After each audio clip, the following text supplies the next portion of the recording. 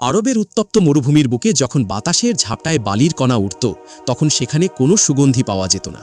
কিন্তু ঠিক সেই মরুভূমির মক্কা নগরীর বাতাসে তখন বইছিল এক অন্যরকম হাওয়া, এক নতুন ধর্মের আগমনের পূর্বাভাস। কুরাইশদের অহংকার, মূর্তি পূজার অন্ধকার আর সামাজিক অরাজকতায় নিমজ্জিত সেই শহরে সত্যের আলো জ্বালানোর প্রস্তুতি নিচ্ছিলেন একজন অনন্য মানুষ, হযরত মুহাম্মদ সাল্লাল্লাহু আলাইহি ওয়াসাল্লাম। কিন্তু সেই দুর্গম সত্যের পথে প্রথম যিনি অঢেল সম্পদ, অকুণ্ঠ ভালোবাসা আর অটল বিশ্বাসের হাত বাড়িয়ে দিয়েছিলেন, তিনি আর কেউ নন, তিনি আমাদের মা উম্মুল মুমিনিন হযরত খাদিজাতুল কুবরা রাদিয়াল্লাহু আনহা।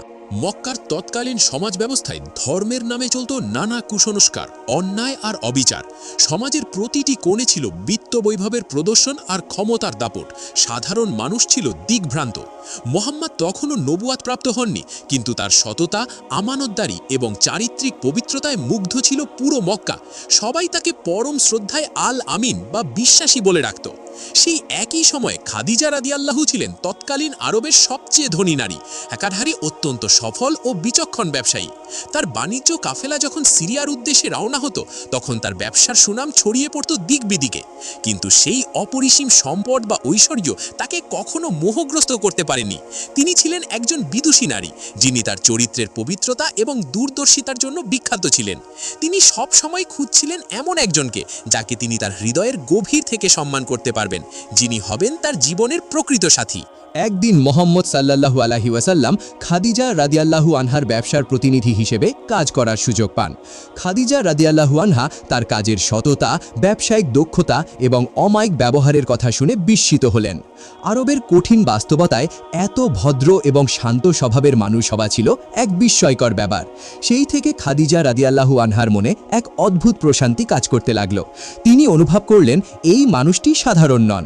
কুরাইশ বংশের বহু ধনী ও প্রভাবশালী ব্যক্তি তাকে বিয়ের প্রস্তাব দিয়েছিলেন, কিন্তু তিনি তাদের উপেক্ষা করে নিজেই মুহাম্মদ সাল্লাল্লাহু আলাইহি ওয়াসাল্লামের কাছে বিয়ের প্রস্তাব পাঠালেন। তাদের এই মিলন কেবল দুজন মানুষের নয়, বরং দুটি পবিত্র আত্মার একাকার হয়ে যাওয়া ছিল। নবুয়তের আলো যখন মুহাম্মদ সাল্লাল্লাহু আলাইহি ওয়াসাল্লামের হৃদয়ে প্রথম প্রজ্বলিত হলো, তখন হীরা গুহা থেকে ফিরে আসা কম্পমান স্বামীকে তিনি বুকে জড়িয়ে ধরলেন। সব শুনে তিনি শান্ত কণ্ঠে বললেন, ভয় পাবেন না, আল্লাহ আপনাকে কখনো লাঞ্ছিত করবেন না। আপনি তো আত্মীয়দের সাথে ভালো ব্যবহার করেন, দরিদ্রদের সাহায্য করেন, আর তো মানবতার সেবায় নিজেকে বিলিয়ে দেন। তার এই কথাগুলো ছিল সেই কঠিন সময়ে ইসলামের প্রথম সঞ্জীবনী শক্তি, যা রাসূল সাল্লাল্লাহু আলাইহি ওয়াসাল্লামকে সেই কঠিন মুহূর্তে অভাবনীয় সাহস জুগিয়েছিল। সেই দিন থেকে শুরু হলো এক নতুন ইতিহাস। কাফেরদের চরম অত্যাচার, সামাজিক বয়কট, দিনের পর দিন না খেয়ে থাকা, সব কিছুই খাদিজা রাদিয়াল্লাহু আনহা হাসি মুখে মেনে নিয়েছিলেন। এক সময়ের মক্কার রানী, যার ঘরে দাস দাসীর অভাব ছিল না, যার বাড়িতে সোনার মোহর ছিল থরে থরে সাজানো, তিনি ইসলামের খাতিরে সেই বিলাসিতা বিসর্জন দিলেন। তিনি কেবল সম্পদই দেননি, বরং রাসূল সাল্লাল্লাহু আলাইহি ওয়াসাল্লামকে মানসিকভাবে এমন এক নিরাপত্তা দিয়েছিলেন যা তাকে যে কোনো কঠিন পরিস্থিতির মুখোমুখি হতে অদম্য সাহস যোগাত। মক্কার সেই উত্তপ্ত মরুভূমিতে যখন মুসলিমদের উপর অবরোধ আরোপ করা হলো, তখন পরিস্থিতি চরম আকার ধারণ করল। তারা শিয়াবে আবি তালিবের টানা 3 বছর বন্দী ছিলেন। গাছের পাতা আর শুকনো চামড়া খেয়ে বেঁচে থাকতে হয়েছিল তাদের। সেই দুর্দিনে খাদিজা রাদিয়াল্লাহু আনহা তার সমস্ত সম্পদ ইসলামের কল্যাণে দান করে দিলেন। তিনি নিজের হাতে একটি একটি করে রত্ন, দামি পোশাক এবং সম্পদ মুহাম্মদ সাল্লাল্লাহু আলাইহি ওয়াসাল্লামের হাতে তুলে দিয়ে বললেন, হে আল্লাহর রাসূল, এই সম্পদ আমার ছিল, এখন সব আতলা। আমি যা কিছু অর্জন করেছি তা যদি দ্বীনের পথে ব্যয় হয় তবেই আমার জীবনের সার্থকতা। মুহাম্মদ সাল্লাল্লাহু আলাইহি ওয়াসাল্লাম চোখের পানি মুছে তার দিকে তাকিয়ে রইলেন। সেই ধনী নারী, যিনি কখনো মাটির ওপর পা রাখলে কার্পেট বিছিয়ে দেওয়া হতো, তিনি আজ সাহাবীদের সাথে ক্ষুধার জ্বালায় পাথর বেঁধে আছেন। তার এই ত্যাগের কোনো তুলনা হয় না।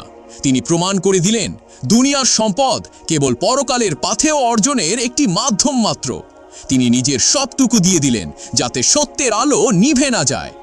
একদিন জিব্রাইল আলাইহি রাসূল সাল্লাল্লাহু আলাইহি ওয়াসাল্লামের কাছে এসে বললেন, হে আল্লাহর রাসূল, খাদিজার কাছে সালাম পৌঁছে দিন এবং তাকে সুসংবাদ দিন যে জান্নাতে তার জন্য মুক্তা দিয়ে তৈরি একটি প্রাসাদ রয়েছে, যেখানে কোনো হইচই নেই, নেই কোনো ক্লান্তি। খাদিজা রাদিয়াল্লাহু আলাইহি ওয়াসাল্লামের সেই ত্যাগ আল্লাহর দরবারে কতটা কবুল হয়েছিল তা এই সুসংবাদই প্রমাণ করে। তিনি যখন পৃথিবী থেকে বিদায় নেন তখন তার নিজস্ব কোনো সম্পদ অবশিষ্ট ছিল না। এমনকি তার কাফনের জন্য একটি সাধারণ কাপড়ও ছিল না। রাসূল সাল্লাল্লাহু আলাইহি ওয়াসাল্লাম নিজের পরনের চাদর দিয়ে তাকে বিদায় জানিয়েছিলেন। কি এক অদ্ভুত জীবন! যিনি দুনিয়া শাসন করার মতো সম্পদ পেয়েছিলেন, তিনি পরকালের জন্য নিজেকে সম্পূর্ণ শূন্য করে নিয়ে গিয়েছিলেন।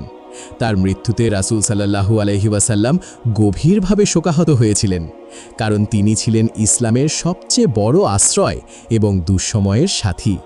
তার বিয়োগান্তক বিদায়ও ছিল ইসলামের জন্য একটি বিশাল কষ্টের অধ্যায়। হজরত খাদিজা রাদিয়াল্লাহু আনহার জীবন থেকে আমরা শিখি যে ঈমানের জন্য সবচেয়ে মূল্যবান বস্তু ত্যাগ করাই হলো প্রকৃত ভালোবাসা। সম্পদ চিরস্থায়ী নয়। ইসলামের পথে আমাদের চলার পথ হোক তার আদর্শে আলোকিত। আমাদের প্রতিটি কাজে যেন তার ত্যাগের প্রতিফলন ঘটে। আমিন।